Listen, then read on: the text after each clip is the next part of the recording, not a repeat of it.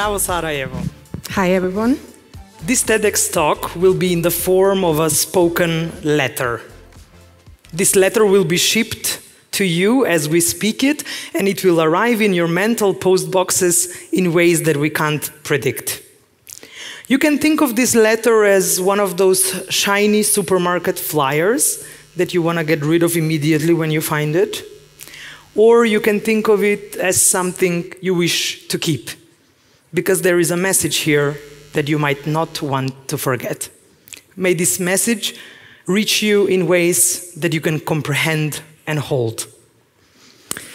This letter we're going to read to you is not addressed to everyone. It has a special receiver, white people like us. It is specially addressed to people who live in Happy Land.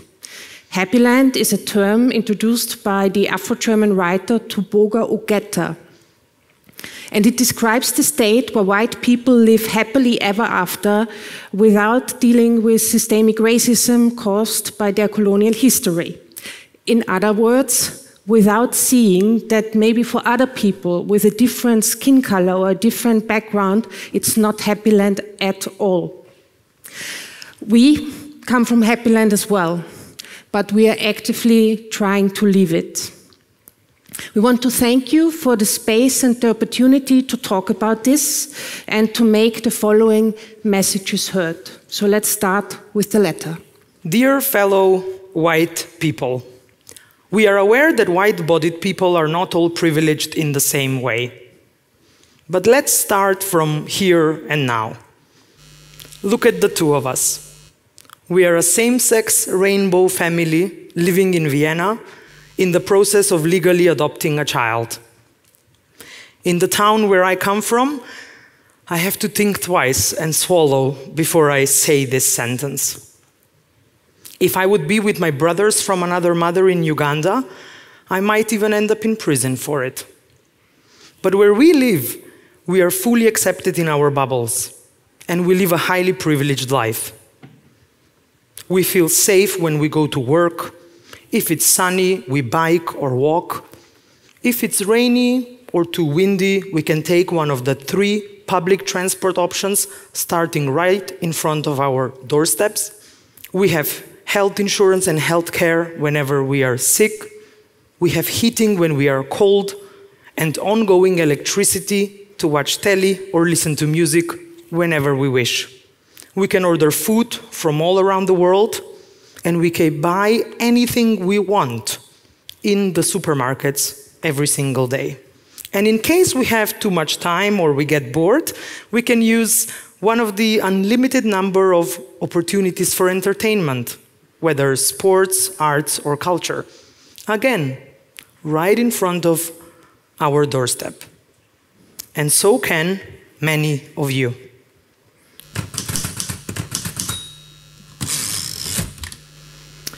But here's the thing. All of this comes with a very high price. And it is a price that is not paid by us. It is a price that is paid by a horrendous number of communities, mainly in the Global South. We are here today to tell you that this is not okay. When we were born with our privileges, when we were socialized into our privileges, those privileges became our normal, our happy land. Not at any point were we told that we can only live this way because others pay the price for it.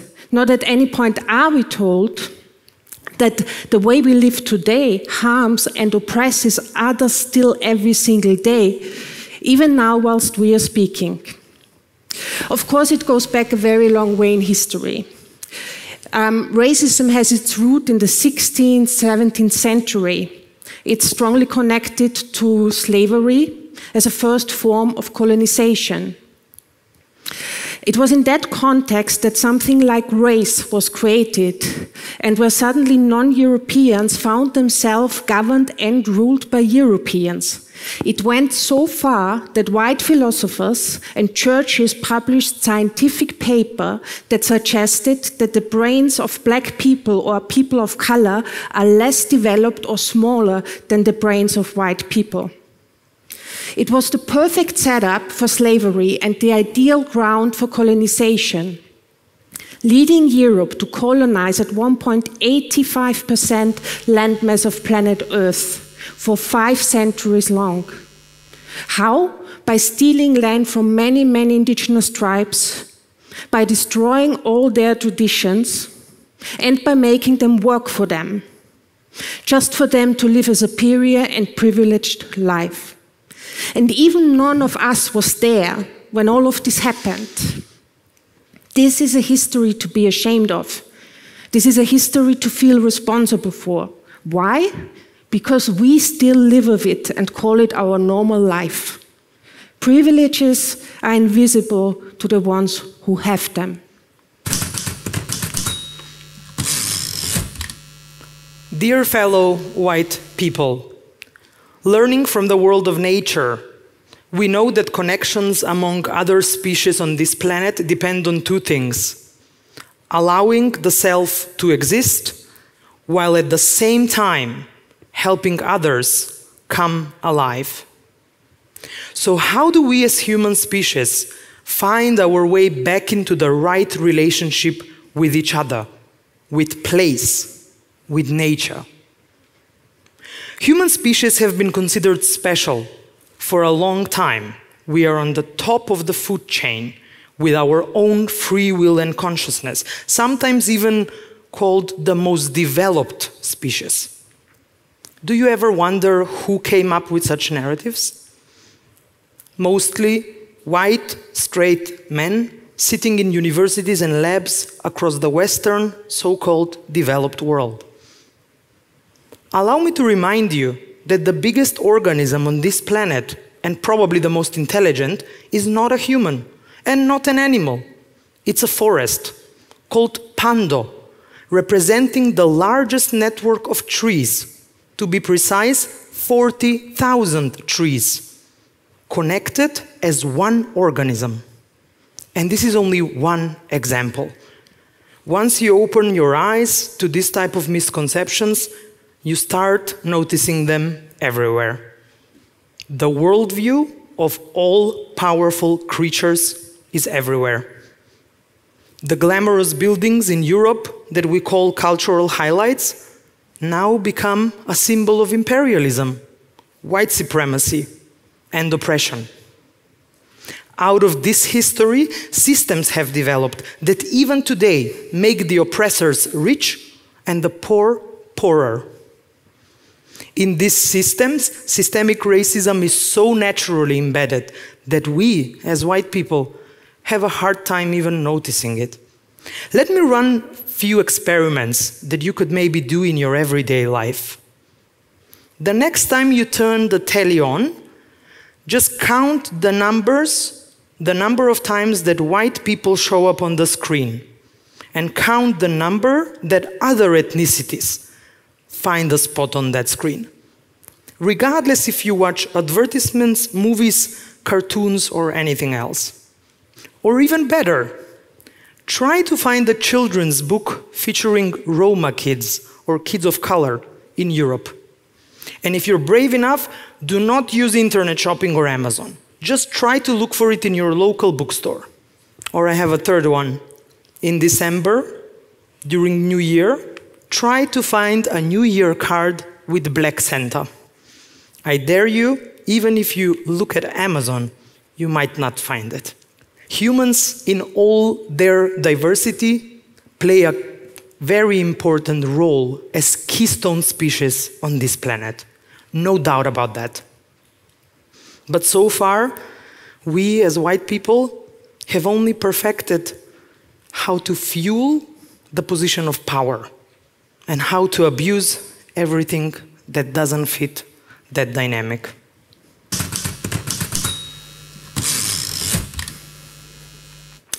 Dear fellow white people, there is more bad news. In the systems we are living in, we still show something called oppressors' behavior. We are doing that, for example, by taking for granted the space we are given to speak, or by interrupting others whilst they speak, or by, for example, romanticizing indigenous tribes and their knowledge. And we also do that by trying to hand over responsibility for our history. But that's not the only thing. Besides oppressors' behavior, we also might speak oppressors' language every single day. For example, by hiding behind defensive speech. I am really open-minded, but that is just too much. Or by making racist or discriminating comments. For example, by thinking by default that someone with a different skin color is not born in the same country as we are. Oh my God, you're so beautiful. Where do you come from?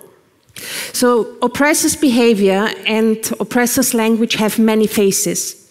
And whilst we not even notice that we act in oppression, we can promise you one thing.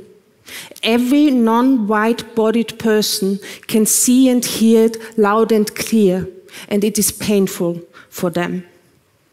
Of course, there has been a lot of work done as well, and a lot of steps forward. So, for example, a lot of work was done about inclusive language, diversity, equality. There is definitely a rising awareness about the climate crisis, about human rights, social responsibility, impact, and so on. But you might guess it, it's not good news again. Because even if it's good, it's not good enough anymore if you recycle or if you don't travel the world like you used to do. It's also not good enough anymore if you take shorter hot showers or turn off the light every time you leave a room. And it's even not good enough if you work in the field of impact, for example, as a sustainability manager in a big corporate, because right there lies one of the biggest traps of today's oppression. Sustainability Inc., as described by the decolonial collective possible future, is the scary development of big brands in global north that make the topic of impact and sustainability their own, without actually making the promised changes, and with continuing business as usual. Why? Because they just want to secure their positions, their superior positions globally.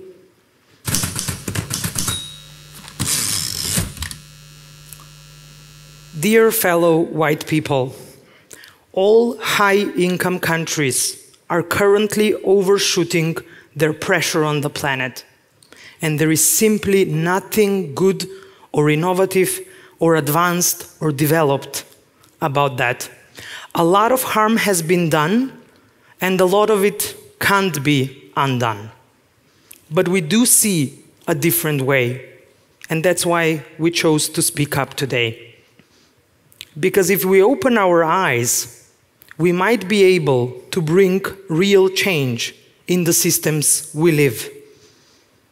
This is that time when we need to end the growth of oppression in all fields of life and in all paradigms of thinking. This is that time for us when we need to commit to discovering, developing, and practicing a new worldview. It is said that the future enters in us in order to transform itself in us long before it happens. This is that time for us when the future is transforming itself in us. And that transformation will require a lot of uncomfortable experiences and let-goes. And we all can contribute to that narrative shift that needs every single one of us so urgently. Yes, really every single one of us. We can contribute by, for example, questioning if our work contributes to Sustainability Inc., or if it really tackles areas where the real harm and oppression is still happening.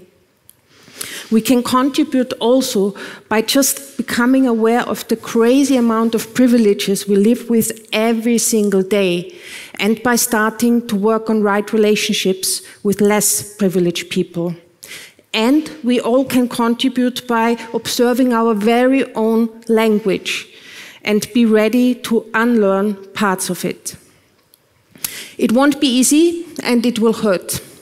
We know this because grieving for your own culture always hurts. But if our generations, after so many centuries, manage to do that, then we really might be able to contribute to a more equal world. Let us start today and raise awareness by inviting part of the team of TEDxSarajevo on stage with us to send you a few messages, inspiring, hopefully, in the form of paper planes to the audience. Thank you. Thank you. Very good. Thank you. Let's try this. Oh, no. Yeah, Thank you so much. Thank you. Thank you so much. Thank you so much. Thanks for helping. Thank you.